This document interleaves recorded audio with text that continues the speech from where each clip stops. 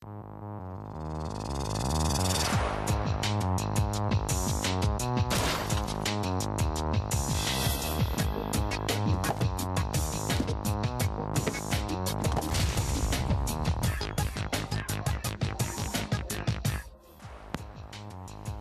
चाहे जितने भी फाइनेंशियल प्लानर के पास जाएं, जितने भी लोगों को अपना पोर्टफोलियो मैनेज करने के लिए फीस दें, जब तक आप खुद अपने निवेश और इंश्योरेंस को नहीं समझते तब तक कोई आपकी मदद नहीं कर पाएगा।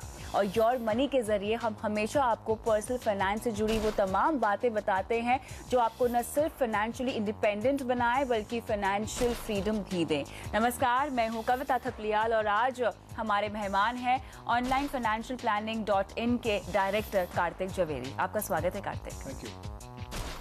आगे बढ़ने से पहले देख लेते हैं आज योर मनी में क्या है खास। क्या लंबे समय के लिए गोल्ड फंड में बने रहे, पोर्टफोलियो में गोल्ड को दे कितनी जगह, लेंगे एक्सपर्ट की राय। क्या महज SIP से जोड़ सकेंगे घर खरीदने के लिए करोड़ों रुपए। 16 LIC की ट्रेडिशनल पॉलिसी से क्या मिल सकेगी रिटायरमेंट के समय नियमित आय, इस पर भी करेंगे बात आज योर मनी में। तो चलिए यहाँ पर शुरुआत करते हैं सवाल जवाब के सिलसिले के साथ और हमारे पहले दर्शक हमारे साथ फोन लाइन पे हैं राज प्रकाश। गुड इवनिंग राज। लगता है हमारे साथ फोन लाइन पे फिलहाल राज नहीं जुड़ पा रहे हैं, लेकिन इनका सवाल कार्तिक हमारे पास है। इनके पास लगभग 1,20,000 रुपए फिलहाल पड़े हुए हैं जो कि ये अगले 17 सालों के लिए निवेश करना चाहते हैं। हमसे पूछ रहे हैं कि कौन सा सबसे बेस्ट ऑप्शन होगा। किसान विकास पत्र इन्होंने एक ऑप्शन कंसिडर किया है जहां पर ये 8.5 साल तक के लिए निवेश करना चाहते हैं उसमें। उसके बाद दूसरा विकल्प जिन्होंने अपने लिए सोचा है वो है फिजिकल गोल्ड खरीदना, यानी गोल्ड बार्स खरीदना। और उसके बाद म्यूचुअल फंड्स के जरिए क्या ये SIP कर सकते हैं, ICICI approve dynamic, HDFC top 200, या पूछ रहे हैं कि म्यूचुअल फंड में आधे पैसे डालें या KVP में डालें, यानी किसान विकास पत्र में डालें। उसके बाद ये 1,000 रुपए दरअसल SBI गोल्ड फंड में भी डाल रहे हैं। तो पूछ रहे हैं कि क्या गोल्ड इस समय एक सही निवेश ऑप्शन है, एक सही निवेश विकल्प है। और साथ ही क्या SBI gold fund physical gold की डिलीवरी भी करता है मैच्योरिटी होने पर, यानी क्या उनको सोना, फिजिकल सोना भी मिल जाएगा जब मैच्योरिटी हो जाएगी, जब पूरी हो जाएगी तो। और पूछ रहे हैं कि क्या इस निवेश को ये 10 से 15 साल तक जारी रख सकते हैं और कितना पैसा इनको मिल पाएगा अगर इस तरह के निवेश कर रहे हैं, अगर इनका समय, अगर इनकी जो टाइम होराइजन है इनका 15 टू 17 ईयर्स के आसपास का है। तो एक एक करके कार्तिक हम सवाल लेते हैं। सबसे पहले तो मैं किसान विकास पत्र के बारे में जानना चाहूंगी जो उन्होंने कंसिडर किया हुआ है अपने निवेश के लिए। किसान विकास पत्र एक ऐसा bearer bond type of instrument था जहां पे आप इन्वेस्ट करते थे और कुछ सालों के बाद 8-8.5 साल के बाद आपको उस पर डबल पैसा मिलता था। फिलहाल आप इसमें इन्वेस्ट नहीं कर सकते क्योंकि ये स्कीम अवेलेबल नहीं है, जैसे मुझे जानकार सूत्र बताते हैं। इसके आगे चलिए गोल्ड की बात करते हैं। देखिए गोल्ड काफ़ी इंटरेस्टिंग रहा है क्योंकि गोल्ड लोगों को लग रहा है कि थोड़ा सा इसमें घटौती हो गई है। 30-32 हज़ार का जो स्तर देखा था उस स्तर से गिर के करीब आज 26,000 के आसपास हमें गोल्ड का भाव दिखाई दे रहा है। तो बहुत सारे लोगों को गोल्ड में इन्वेस्ट करने की रुचि हो रही है। तो इनके जो स्पेसिफिक सवाल है पहले उनके बारे में बात करते हैं। जो SBI गोल्ड फंड की बात कर रहे हैं, देखिए आप उसमें SIP कर सकते हैं, उसमें कोई दिक्कत नहीं है। आप जो SIP करेंगे, हम ये मान के चलते हैं कि हमको बिटवीन 6 to 8%, 6 से 8% तक का रिटर्न मिलेगा। तो जो आप 1,000 रुपया डालेंगे, जो आप टाइम फ्रेम आप सोच रहे हैं, उसमें करीब करीब आप 3.5-4 लाख रुपया जोड़ पाएंगे।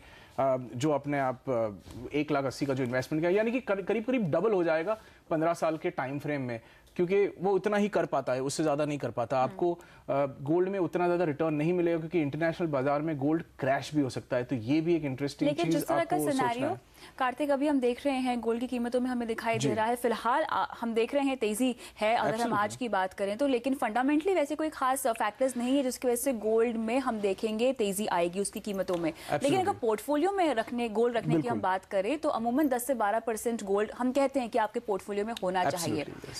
इससे मोटा रिटर्न तो हम एक्सपेक्ट नहीं करेंगे आए। एब्सोल्युटली, क्योंकि गोल्ड लगभग पैसे का वैल्यू प्रोटेक्ट करता है। तो गोल्ड लगभग इन्फ्लेशन के आसपास आपको रिटर्न मिलेगा। तो इसलिए हम नॉर्मली सजेस्ट करते हैं कि 5-10% मैक्सिमम 15% रखिए, क्योंकि गोल्ड इस प्रकार से लीजिए कि जिसको आपको कंज्यूम करना है। एक गोल्ड वो होता है जो कंज्यूम करना है वो लीजिए, और बाकी अगर कुछ बच जाता है आपके ओवरऑल पोर्टफोलियो प्लानिंग में तो थोड़ा सा और आप एज एन इन्वेस्टमेंट आप कंसिडर कर सकते हैं। ये जो फंड्स में आप इन्वेस्ट करेंगे, ये फंड्स में सिर्फ आपको गोल्ड का वैल्यू मिलेगा, इसमें कभी आपको गोल्ड बार्स ऑन मैच्योरिटी नहीं मिलेगा। आइडिया ये है कि आप अभी गोल्ड फिजिकल ना खरीदे, जो भी आपका एक सवाल है। तो मेरे ख्याल से या तो फंड कीजिए, फंड से भी बेहतर है कि आप ETF में लीजिए और ETF के जरिए गोल्ड में इन्वेस्ट कीजिए। गोल्ड का भाव वही रहेगा, जो भी बेस्ट प्राइस है मार्केट में वो मिलेगा, जब आप सेल करेंगे तब भी बेस्ट प्राइस मिलेगा, और उसको बेच के अपना एक्चुअल फिजिकल गोल्ड अपनी जरूरत के हिसाब से खरीदे। So that is the best way gold manage करने के लिए। बट ऑन एन एवरेज 10% से ज्यादा आपके पोर्टफोलियो में नहीं होना चाहिए gold. So that is also the investment advice for you. दूसरा, यहाँ पर इन्होंने जो ICICI प्रू डायनेमिक और HDFC टॉप 200 में निवेश करने के बारे में सोचा है, दो विकल्प इन्होंने कहा था कि मैं आधे पैसे SIP के जरिए निवेश करूँ, आधे पैसे KVP। अब KVP का तो ऑप्शन इनके पास रहा ही नहीं है, तो बेसिकली इनको एक इन्वेस्टमेंट स्ट्रैटेजी अब हम बताते हैं। इनका टाइम होराइजन 17 साल का है। कितना निवेश करना चाहिए इनको, और जो इनके पास ऑलरेडी इन्होंने इकट्ठा किए हुए हैं 1,20,000 रुपए, उनका क्या करें? देखिए, अभी पहली बात तो ये कंपैरिजन मुनासिब नहीं है कि एक साइड पे आप कह रहे हैं कि मुझे थोड़ा सा रिस्क लेना है, एक साइड पे कह रहे हैं कि बिल्कुल रिस्क नहीं लेना। तो क्योंकि KVP आपके पास है नहीं, तो ऑब्वियसली ये ऑप्शन तो आपके लिए हाजिर नहीं है। तो आप ये कर सकते हैं कि आप बैलेंस फंड में इन्वेस्टमेंट कंसिडर कर सकते हैं। और बैलेंस फंड कुछ इस तरह से चलता है कि वहाँ पे 60-65% आपका पैसा इक्विटीज में होता है और बाकी का 1/3 पैसा करीब बॉन्ड फंड्स टाइप के बॉन्ड्स में इन्वेस्ट करता है। तो एक ऑप्शन ये है जहां पे आप एक्सपेक्ट कर सकते हैं कि आपको 11-12% के आसपास रिटर्न मिले, यानी कि जो आप अपना 1.25 लाख रुपया है आपके पास करीब, वो आपके 15-17 साल में करीब 8-8 लाख तक बनने की एक आप उम्मीद बना सकते हैं। मैं सजेस्ट ये करूंगा कि अगर आप वही करेंगे तो क्यों ना आप इस पैसे को इक्विटी मार्केट में ही डायरेक्टली लगाएं और उसको कुछ इस तरह से डिवाइड कर दें कि आधा पैसा आपका डाइवर्सिफाइड में डाल दीजिए और आधा मिड कैप में डाल दीजिए। अगर आप 17 साल का टाइम फ्रेम लेके चल रहे हैं तो कम से कम ये हम उम्मीद लगाते हैं कि शायद 2 या 3 रैली आपको देखने को मिलेगी, यानी कि आपका 15% अचीव हो ही जाएगा। हर 5 साल पे आपका पैसा डबल होते जाएगा और ऐसे क्रम चलते चलते आपके जो 1.25 लाख रुपए है वो करीब 12.5-13 लाख रुपया बन सकता है, और इसका प्रोबेबिलिटी जो है वो एज हाई एज 95% है। तो इसलिए मेरे ख्याल से ये सबसे सही मार्ग होगा आपके लिए। और अभी भी तेजी का माहौल है, तो अभी भी अगर आप सोच रहे हैं कि क्या करें तो ज़्यादा टाइम वेस्ट ना करें, यही मेरी सलाह रहेगी, और आप इसको इन्वेस्ट करें। STP के जरिए भी जाने की जरूरत नहीं है। अभी का माहौल ऐसा है कि आप लमसम डायरेक्ट इन्वेस्टमेंट भी कर सकते हो। फंड कौन कौन से अपने पोर्टफोलियो में इनको शामिल करने चाहिए? जैसे कि मैंने कहा, डाइवर्सिफाइड 50% रखें और मिड कैप 50% रखें। तो जिस प्रकार से ये सोच रहे हैं कि टॉप 200 है, ICICI डायनेमिक ही ये डाइवर्सिफाइड क्षेत्र है। यही फंड हाउसेस के आपके पास ICICI मिड कैप फंड है, HDFC मिड कैप फंड है, ICICI का इमर्जिंग स्टार फॉर ICICI के मिड कैप फंड्स है, डिस्कवरी फंड्स है। ये कुछ ऐसे फंड्स है जो आप कंसिडर कर सकते हो। कार्तिक, हम कहते हैं कि आपका जो पोर्टफोलियो है उसमें आपका एसेट एलोकेशन 60-40 होना चाहिए, लेकिन क्या इस वक्त अगर हम थोड़ा सा ज़्यादा फोकस इक्विटी पे करें तो ये सही रणनीति होगी? Yes and no. नॉर्मली हम ये सोच के चलते हैं as a rule of thumb 60-40 divide कर ले, बट ये आपके गोल के हिसाब से होना चाहिए। यदि आपका कोई भी उद्देश्य ऐसा है कि जो 5 साल से ज़्यादा है तो उसमें आप एज हाई एज 100% भी जा सकते हो, और यदि कोई उद्देश्य 5 साल से कम है और 3 साल से ज़्यादा तो उसमें आपको 60-40 का एलोकेशन करना चाहिए। तो लोग सेफ्टी के माध्यम से 60-40 यूं ही कह देते हैं, और 3 साल से कम हो तो अवॉइड करें इक्विटीज़ को, क्योंकि आपको इक्विटी में जोखिम भी हो सकता है। तो बेस्ट 3 साल के लिए ये है कि आप मीडियम टर्म बॉन्ड फंड्स ले लीजिए या फिक्स डिपॉजिट ले लीजिए या FMPs ले लीजिए, जो काफ़ी टैक्स एफिशिएंट भी होते हैं। बिल्कुल। और यहाँ पर एक और सलाह मैं आपको देना चाहूँगी राज, वो ये है कि अपनी इन्वेस्टमेंट शुरू करने से पहले अपने गोल्स यहाँ पे आपको लाइन डाउन कर देने चाहिए। उससे ये होगा कि आपको पता चल जाएगा कि आपको कितने सालों में कितने पैसों की जरूरत होगी, और उसी के हिसाब से आप एक निवेश रणनीति अपने लिए तैयार कर सकेंगे। उम्मीद करते हैं कि आपको योर मनी से अपने सवाल का जवाब मिल गया होगा, और इसी के साथ वक्त है एक ब्रेक का। ब्रेक के बाद जानेंगे रिटायरमेंट प्लानिंग के लिए म्यूचुअल फंड्स में या फिर ट्रेडिशनल पॉलिसीज। बने रहिए हमारे साथ।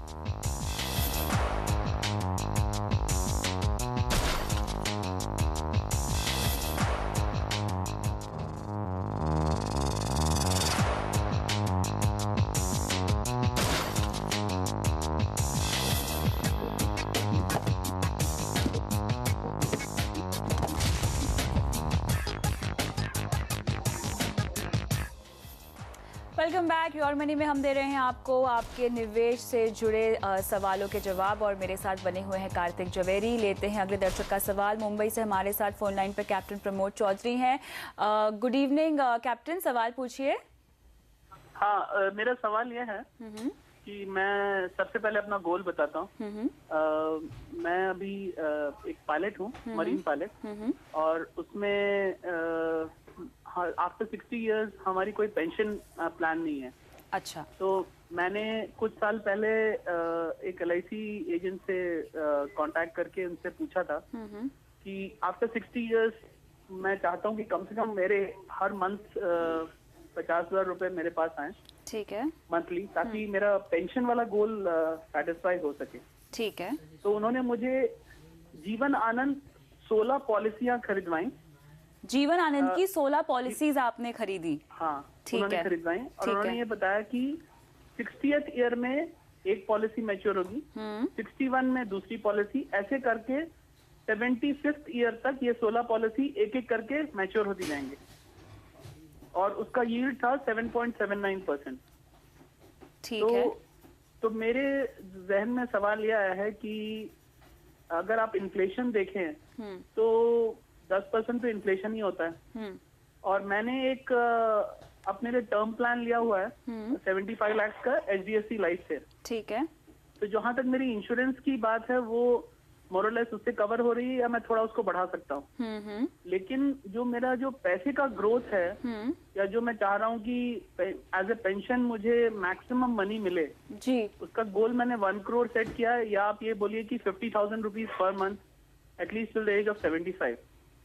ठीक है। तो वो मैं ये जानना चाह रहा था कि is LIC a better option और whatever that agent has done, और should I invest in some blue chip mutual fund through तो SIP? आपने जो पॉलिसी ली है उसका सम एश्योर्ड कितना है? उसका टोटल सम एश्योर्ड ये 16 मिला के कुछ 30 लाख समथिंग आता है। 30 लाख के आसपास आता है। ठीक है। आप मुझे बताएंगे आपने कौन से साल में ये सारी पॉलिसीज ली हैं? 2009। 2009। और आपकी उम्र क्या है? अभी 44 के हैं आप। आपने कभी सोचा नहीं पॉलिसी लेते वक्त कि 75 के बाद भी अगर आप जीवित रहे तब क्या होगा? नहीं, मैंने सोचा नहीं। ठीक है, चलिए, आपका सवाल बहुत ही इंटरेस्टिंग है और थैंक यू, आपने अपना सवाल योर मनी को भेजा, क्योंकि आपके जरिए हम बाकी दर्शकों को भी यहाँ पर एजुकेट कर पाएंगे और बता पाएंगे कि उनको इंश्योरेंस पॉलिसी लेते वक्त क्या क्या बातें यहाँ पर ध्यान में रखनी चाहिए। तो कार्तिक, देर आए दुरुस्त आए, लेकिन उन्होंने योर मनी को सवाल भेजा है, तो मेरे ख्याल से आपको बहुत कुछ बोलना है यहाँ पे कैप्टन को। बिल्कुल बिल्कुल। सबसे पहली बात कैप्टन चौधरी, काश के आपने LIC एजेंट के उसके बगैर या उसके बजाय आपने शायद किसी फाइनेंशियल प्लानर से या म्यूचुअल फंड एडवाइजर से या कुछ नहीं तो किसी बैंक के रिलेशनशिप मैनेजर से ही बात कर ली होती। तो देखिए, क्योंकि इसके बहुत सारे कारण हैं, ये जो व्यंग हम कस रहे हैं उसकी बहुत सारे रीजंस हैं। सबसे पहली बात, जैसे कि वो सवाल मेरा था जो कविता ने आपको इंसिडेंटली पूछ लिया कि 75 के बाद क्या होगा, क्योंकि आमतौर से हम जब फाइनेंशियल प्लानिंग करते हैं तो हम सारे लोगों की जो जीवन आयु है उसको करीब करीब 85 के आसपास हम बेसिक कैलकुलेशन करते हैं, और ये भी कैलकुलेशन करते हैं कि 85 से ज़्यादा अगर आप कुछ साल जी लिया तो आपके लिए सिक्योरिटी और सेफ्टी के लिए आपके लिए क्या करना चाहिए। तो सबसे पहला सवाल ये है। दूसरा सवाल ये है कि जैसे आपने बताया कि टोटल सम एश्योर्ड करीब करीब 30 लाख है, आप पे कर रहे हैं करीब करीब 1.5 लाख रुपए हर साल। तो मैं सोच रहा हूं कि हर पॉलिसी का सम एश्योर्ड, इंडिविजुअल पॉलिसी का सम एश्योर्ड 80,000 से लेकर 1.25 लाख 1.5 लाख के आसपास रहेगा, और ये पॉलिसियां जो 15-15 साल के लिए अप्रॉक्सीमेटली चलेंगी। तो 15 साल में LIC अपने वेबसाइट पे तो लिखता है कि वो 4-4.25% यील्ड देगा। आपका एजेंट किस प्रकार से जादू करके 8% देगा ये तो कहना बहुत ही मुश्किल है, पर आपको एक्सपेक्ट ये करना चाहिए कि अगर 1.25 लाख 1.5 लाख की पॉलिसी है आपकी, तो आपको करीब करीब 2-2.5 लाख के आसपास बोनस वगैरह जोड़ के आपको मैच्योरिटी की रकम आएगी। उसको आप अगर 12 आंकड़े से डिवाइड करते हो तो यहाँ पे आपको जो मंथली पेंशन बनेगा वो करीब करीब 15 से 20 हज़ार बनेगा। चक्कर ये है कि आपको इस पेंशन, ये जो आपका मैच्योरिटी आएगा ये टैक्स फ्री आएगा, पर ये अमाउंट एक शॉट में आएगा, एक साल में, यानी कि हर महीने भी नहीं आएगा। तो आप अपनी मंथली जरूरतों को कैसे मैनेज कर पाएंगे? आपने अभी बताया कि आपको 50,000 की जरूरत है, पर यहाँ तो हम आधा भी नहीं कर पा रहे हैं। अब ये सारे कंफ्यूजन में एक बड़ी इंटरेस्टिंग चीज आपके लिए ये हो रही है कि ये पॉलिसी का 5 साल हो गया है, या करीब करीब सारी पॉलिसी का 5 साल, ये 2014 में खत्म हो जाएगा, क्योंकि आपने 2009 में शुरू किया था। अब रूल्स के मुताबिक अगर आप इस पॉलिसी को सरेंडर बिल्कुल नहीं करना चाहिए। वैसे आपने वो भी ऑप्शन पूछा था तो वो मैं क्लियर कर दूं, सरेंडर ना करें, क्योंकि सरेंडर करने में जैसे आपने लिखा है कि आपको 1/3 ही मिलेगा तो बहुत ज़्यादा नुकसान हो जाएगा, वो मत कीजिए। एक प्रोविजन है जिसको कहते हैं पेड अप। पेड अप ऐसा प्रोविजन है कि आप इंश्योरेंस कंपनी को बता रहे हो कि अभी मैं आपको ज़्यादा प्रीमियम नहीं दूंगा, जो भी दिया है समझो वो मैंने पूरे टर्म के लिए दे दिया। तो अगर आपने 15 साल का टर्म लिया है, 5 साल प्रीमियम दिया है, तो करीब करीब आपने 1/3 प्रीमियम भरा है। इंश्योरेंस कंपनी आपको बोलेगी कि आपका जो सम अश्योर्ड है उसको मैं 1/3 कर देता हूँ, यानी कि 1/3 रिड्यूस कर देता हूँ।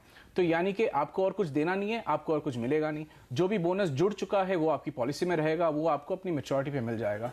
जाहिर सी बात है, ये पैसे को निकाल के आप पीपीएफ में डालिए, 8% वहाँ पे आपको डेफिनेटली मिलेगा क्योंकि वो गारंटीड है।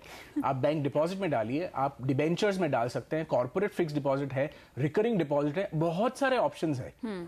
जीवन बीमा तो आपने 75 लाख का लेके ऑलरेडी आपके फैमिली को सेव कर दिया है, चाहे तो और एक 75 लाख ले लीजिए ताकि वो एब्सोल्युटली सेफ हो जाए। वहाँ पे प्रीमियम भी ज़्यादा नहीं होगा टर्म प्लान में।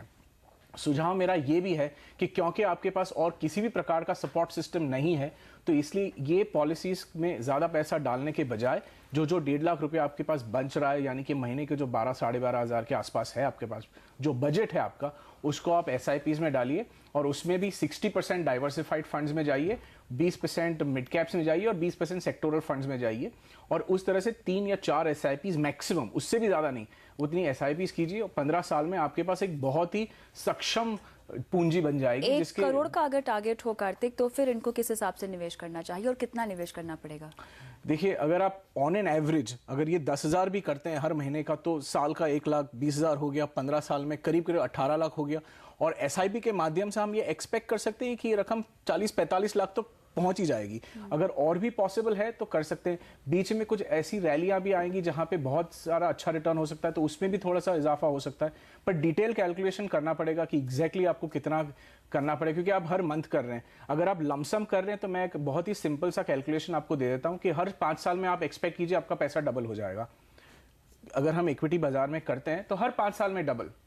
तो यदि आपके पास 15 साल है तो 3 बार आपको डबलिंग मिलेगा, यानी कि लाख का हो जाएगा 2, 2 का 4 और 4 का 8। तो इतना आप एक्सपेक्ट कर सकते हैं। इस प्रकार से आप अपना कैलकुलेशन कर सकते हो। चलिए, तो मिस्टर प्रमोद चौधरी, उम्मीद करते हैं कि आपको मेरे सवाल का जवाब मिल गया होगा। सबसे पहले आपको वो सारी पॉलिसीज पेड अप करानी है, आगे से प्रीमियम बिल्कुल भी ना भरें और जितने पैसे आप प्रीमियम के तौर पे दिया करते थे उसको कहीं और इन्वेस्ट करें और अपने रिटायरमेंट प्लानिंग के लिए अपना एक पोर्टफोलियो बनाइए और किसी प्रोफेशनल फाइनेंशियल प्लानर को कंसल्ट कीजिए ताकि आपको फंड्स के नाम पता चले और आपको कितना कहाँ पे निवेश करना है उसके बारे में और जानकारी मिल सके। और आगे से आप बिल्कुल भी इंश्योरेंस पे इन्वेस्टमेंट ना करें। उम्मीद करते हैं कि आपको सभी सवालों का जवाब मिल गया होगा। और योर मनी में वक्त है एक ब्रेक का। ब्रेक के बाद बताएंगे कि कैसे SIP से आप बन सकते हैं करोड़पति।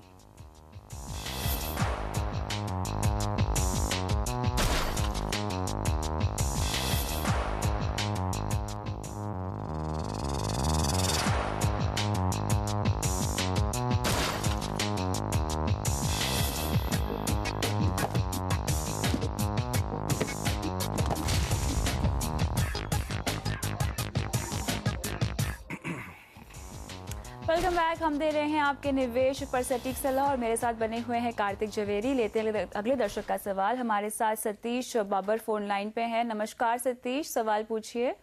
मैडम, मैं SIP से ये करना चाहता हूँ 90 लाख 10 साल में। आपको 90 लाख चाहिए 10 साल में और आप SIP के जरिए ये रकम जोड़ने की सोच रहे हैं? हाँ। ठीक है। कितने की SIP करना चाहेंगे आप? मैं 5,000 की कर रहा हूँ हर महीने में। आप ऑलरेडी कर रहे हैं? हाँ। ठीक है। और अभी मैं रिलायंस बैंकिंग में 2,000 रुपए, रिलायंस इक्विटी अपॉर्चुनिटी में 2,000 और BNP पारिबास में 1,000 रुपए की कर रहा हूँ। और मुझे और बड़ा नहीं है, तो कौन से फंड में मैं निवेश करूँ ये मुझे जानकारी चाहिए थी। ठीक है। और जो 90 लाख रुपीस आपको चाहिए वो किसी खास गोल के लिए? मुझे पुणे में घर लेना है। जिसकी कीमत है? वो अभी 35 का है, लेकिन इन्फ्लेशन के रेट से वो 80 तक जा सकता है 10 साल में। 80 तक जा सकता है? हाँ। 10 साल में। ठीक है।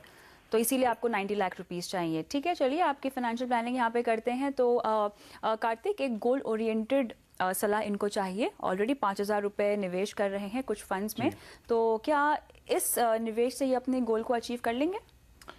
देखिए, रियल एस्टेट और स्टॉक मार्केट दोनों ही चीज़ ऐसी है सतीश, जो हम एक्सपेक्ट करते हैं कि लगभग 14-15% का आपको रिटर्न मिले। तो अगर घर की कीमत आज की तारीख में 35 लाख रुपया है, तो 10 साल में आप केवल इन्फ्लेशन को नहीं देखना है आपको, क्योंकि आप यहाँ पे इन्फ्लेशन बेस्ड ग्रोथ नहीं देख रहे हैं, आप यहाँ पे ग्रोथ देख रहे हैं उस एसेट का। तो जो रियल एस्टेट प्रॉपर्टी आज की तारीख में 35 लाख की है, वो अगर मैं 5 साल पे डबल का एक अनुमान लेके चलूँ, 14-15% कैपिटल वैल्यू पे मैं एप्रिसिएशन की बात करूँ, तो ये 10 साल में करीब करीब 80 लाख की नहीं होगी, करीब 1.25 करोड़ से 1.5 करोड़ की बन जाएगी ये प्रॉपर्टी। अब इस 10 साल में आपको अगर यहाँ पे 1 करोड़ 40 लाख, 1 करोड़ 50 लाख जितना जमा करना है, तो आपको SIP जो है आपका वो 50,000 हर महीने करना पड़ेगा, और जो आप अभी कर रहे हैं 5,000, तो जाहिर सी बात है कि आपका टारगेट खाली करीब करीब 10% तक ही अचीव होगा। तो अगर आपको पॉसिबल है तो प्लीज़ कोशिश कीजिए कि इसको थोड़ी सी बढ़ा सके। अगर आप इसको 15 या 20,000 भी कर देते हैं, तो भी अगले 10 साल में आप एक सब्सटेंशियल अमाउंट जोड़ पाएंगे, 40-50 लाख तक की आपकी रकम जमा हो जाएगी। उसके बाद में जो बैलेंस पैसा बचता है, उसमें से आप ऑब्वियसली होम लोन ले सकते हैं, होम लोन का कंसिडरेशन कर सकते हैं, क्योंकि वहाँ पे 10 साल तक जाते जाते आपकी इनकम भी कुछ इस तरह से हो जाएगी कि आप अफोर्ड कर पाएंगे उस EMI को। तो वो EMI के कैलकुलेशन क्या होगा, आपका डाउन पेमेंट कितना होगा, मेरा सुझाव ये है कि अभी की तारीख में आपकी सिचुएशन देखते हुए आपको पहले टारगेट करना चाहिए डाउन पेमेंट का अमाउंट, और उससे जितना ज़्यादा कर सको ऑब्वियसली बेटर है, क्योंकि उतना ही लोन आपको कम लेना पड़ेगा और उतना ही आपके जो कैश फ्लोज है उस पर प्रेशर कम पड़ेगा। तो ये इस तरह से अगर आप सोचे तो ये थोड़ा बेटर है। और थोड़ा सा एस्टिमेट में, हम जब खर्चे वाला एस्टिमेट करते हैं उसमें इन्फ्लेशन 7-8% पकड़िए, वो बिल्कुल ठीक है, पर जब हम एसेट की बात करते हैं तो इन्फ्लेशन में आपको रेट ऑफ रिटर्न देखना चाहिए, यानी कि इन्वेस्टमेंट रिटर्न जो मिलता है, और जो कि रियल एस्टेट में, स्टॉक मार्केट में करीब करीब 14-15% होता है। तो उस तरह से आपको कैलकुलेशन देखना है। यहाँ पे निवेश को अगर बढ़ाना हो तो कोई और फंड आप इनको सजेस्ट करना चाहेंगे? देखिए, आपके जो फंड्स है ये भी काफ़ी कॉन्सेंट्रेटेड है कि रिलायंस इक्विटी अपॉर्चुनिटीज ये एक एग्रेसिव डाइवर्सिफाइड का टाइप का फंड है, बैंकिंग फंड है वो क्षेत्रीय फंड है, BNP पारिबा अपॉर्चुनिटीज ये भी एक डाइवर्सिफाइड एग्रेसिव फंड है। फंड में कोई परेशानी नहीं है, फंड ठीक ठाक कर रहे हैं, पर मेरा सुझाव ये है कि आप 40% डाइवर्सिफाइड, 40% मिड कैप और 20% सेक्टोरल में। तो जो बैंकिंग फंड है वो ठीक है, पर रिलायंस जो इक्विटी अपॉर्चुनिटीज फंड है उसके बजाय अगर आप रिलायंस रेगुलर सेविंग और भी ब्रॉड बेस्ड और लार्ज कैप फंड में आते हैं तो दैट्स अ गुड आइडिया। और BNP पारिबा अपॉर्चुनिटी की बजाय आप कोई मिड कैप फंड ले लीजिए, बिरला का अच्छा है, HDFC का अच्छा है, ICICI का अच्छा, बहुत सारे ऑप्शंस हैं आपके लिए जो आप चुन सकते हो। तो यहाँ पे सतीश, आपको अपने गोल को थोड़ा सा रीअलाइन करने की जरूरत है। उम्मीद करते हैं कि आपको अपने सवाल का जवाब योर मनी से मिल गया होगा। और इसी के साथ कार्तिक, बहुत बहुत शुक्रिया शो पर आने के लिए। Thank you. और योर मनी में आज के लिए इतना ही, लेकिन अगर आप भी हमसे कोई सवाल पूछना चाहते हैं तो अपना सवाल अपने कॉन्टैक्ट नंबर के साथ mf@moneycontrol.com पर भेज दीजिए। नमस्कार।